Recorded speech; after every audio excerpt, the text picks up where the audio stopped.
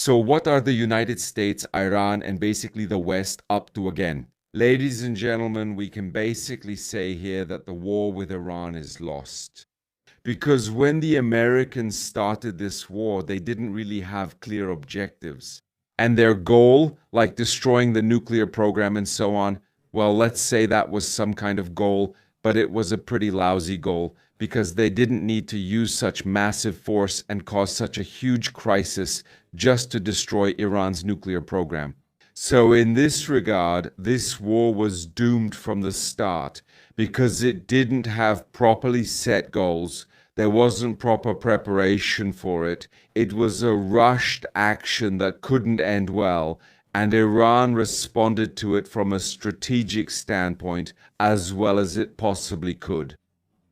They started destroying oil reserves, began choking the Hormuz Strait, started terrorizing their surroundings, and that's the thing that's now leading them toward victory. Because if we define victory by saying that the Americans want to strengthen their geopolitical position, that's their victory, while Iran's victory is simply to endure, not to fall, not to be occupied, and so on, then at this moment Iran is clearly heading more or less toward victory, while the United States is fighting a war here that they basically can't really win because they don't have enough forces there to win the war, to achieve the goals that would strengthen the geopolitical position of the United States. They just don't have that kind of power there.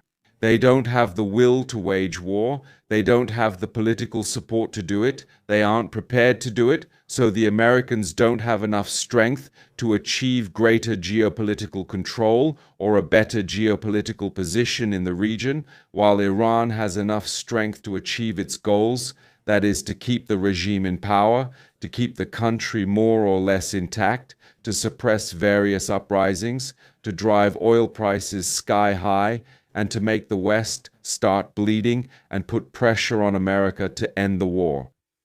At this point, as I said and as I discussed in today's update, we're basically at a stage where this war can't be won anymore.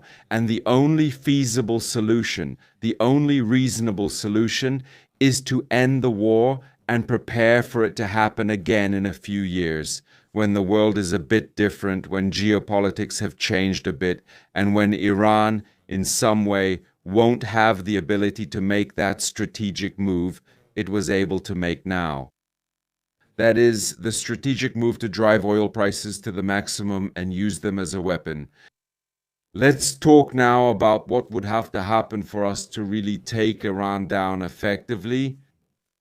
First of all, under no circumstances could it be such a blunt and weak action like Donald Trump and Netanyahu did in some kind of dynamic house without having a proper coalition.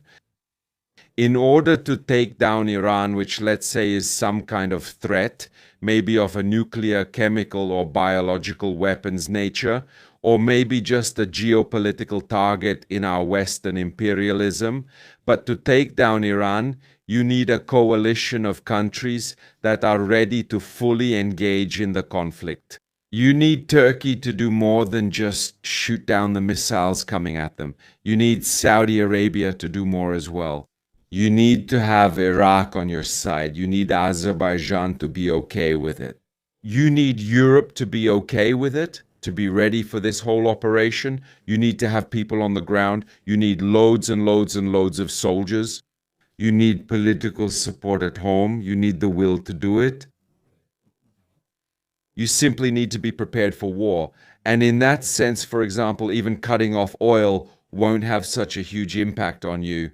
For example, you can achieve this by increasing domestic production and filling up your reserves before you start the war. The Americans didn't do that. Strategic mistake. We didn't do it either because we didn't really know about it. Strategic mistake. In Venezuela, where, let's say, the Americans are somehow gaining some influence, you have to start up the extraction.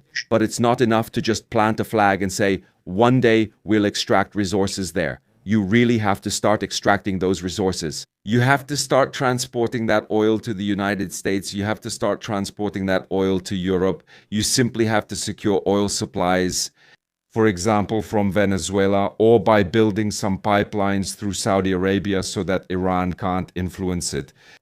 You need to have a properly prepared air defense against drones.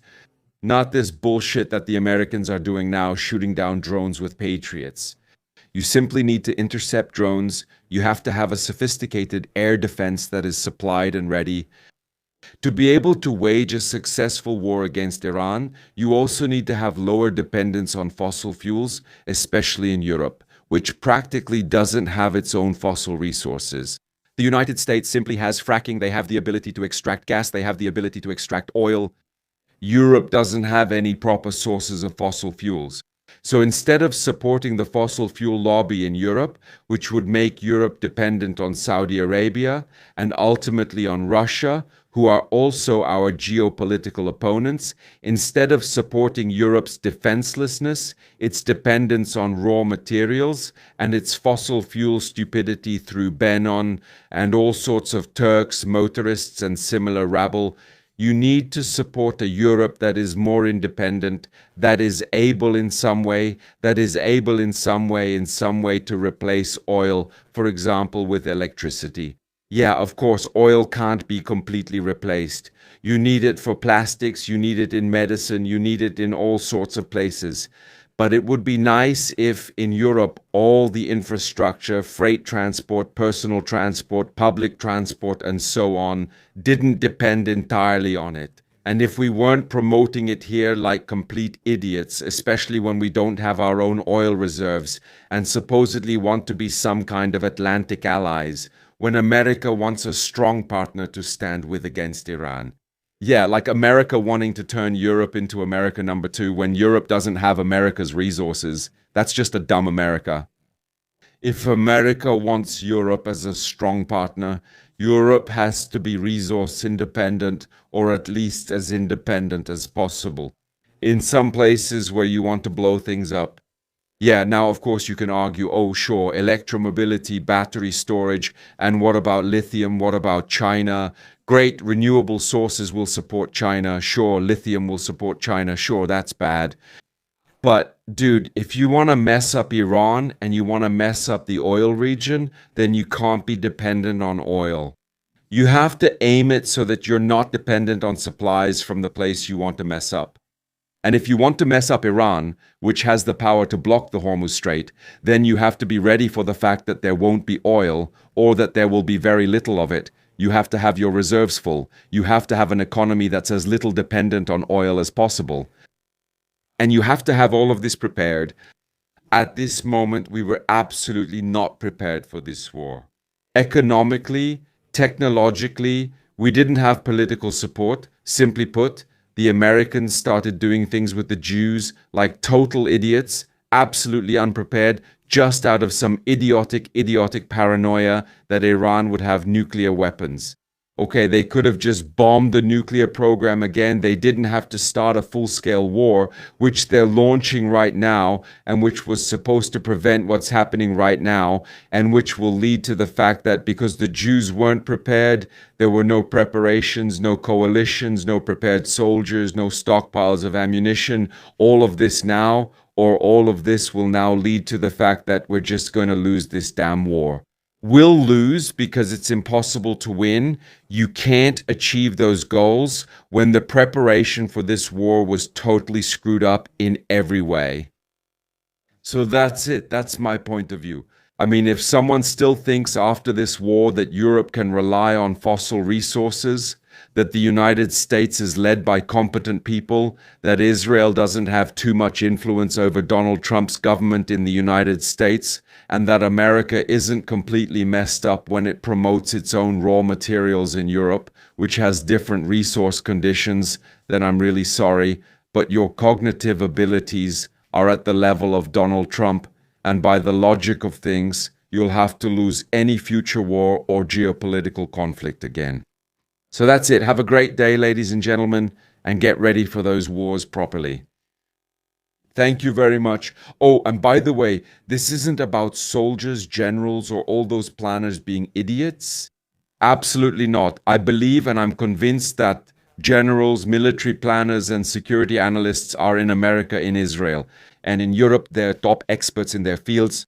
But when they're led by complete degenerates like Hexet, like Trump, or criminals like Netanyahu, of course they can't do their jobs well when that work is motivated by criminal acts or ideological stupidity.